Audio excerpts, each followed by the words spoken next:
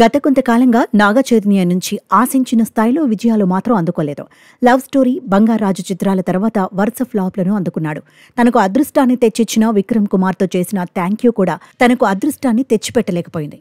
ఆ తర్వాత తమిళ డైరెక్టర్తో చేసిన కస్టడీ గురించైతే ఎంత చెబితే అంత తక్కువ. అసలు ఆ సినిమా అంటూ ఒకటి రిలీజ్ అయిన సంగతి కూడా చాలా మందికి తెలియకుండా పోయింది. వెబ్ సిరీస్ దూతకు మంచి పేరే వచ్చినప్పటికీ దాని రీచ్ తక్కువ కాబట్టి థియేట్రికల్గా బలంగా రుజువు చేసుకోవాలనే కసి చైతులో కొన్ని నెలలుగా రగులుతోంది. అతిథి పాత్ర చేసిన లాల్ సింగ్ చెద్దా కూడా బాలీవుడ్లో దారుణమైన రిజల్ట్ను అందుకుంది. దీంతో తాను తీయబోయే సినిమాల విషయంలో చాలా కేరింగ్ తీసుకొని చేసిన చిత్రం తండేల్.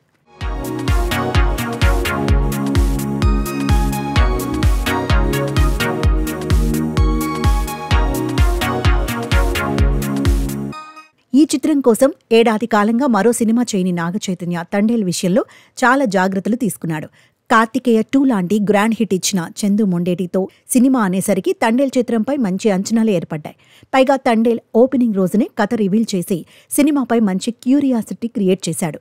దానికి తగినట్టుగానే సినిమా కోసం నాగచైతన్య ఎన్నడూ లేని విధంగా భారీగా గడ్డం పెంచడం, రియల్ స్టోరీ కావడంతో శ్రీకాకుళం వెళ్లి అక్కడి పరిస్థితులను తెలుసుకుని దానికి తగినట్టుగా నాగచైతన్య తనను తాను మేకోవర్ చేసుకోవడం, ఇలా అన్ని విషయాలు నాగచైతన్యకు బాగా కలిసొచ్చాయి. ఇక లక్కీ క్వీన్ సాయి పల్లవి కూడా ఈ ప్రాజెక్టుకు కలిసొచ్చింది. ఇక దేవిశ్రీ ప్రసాద్ మ్యూజిక్ సినిమాకు అదనపు ఆకర్షణగా నిలిచాయి. హిట్ కోసం ఎన్నో రోజుల నుంచి చూస్తున్న ఎదురుచూపులకు తండేల్ తెరవేసినట్టే. ఇండస్ట్రీ రికార్డులు బద్దలు కొట్టే టాక్ కాదు కానీ బావుంది, నిరాశపరచలేదనే కామెంట్స్ పబ్లిక్తో పాటు రివ్యూలలోనూ కనిపించాయి.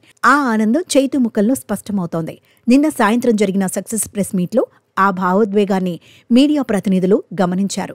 హిట్ మాట విని చాలా కాలమైందని తనే స్వయంగా ఒప్పుకోవడం చూస్తే ఇంతకాలం ఎంత బాధపడ్డాడో అర్థమవుతోంది.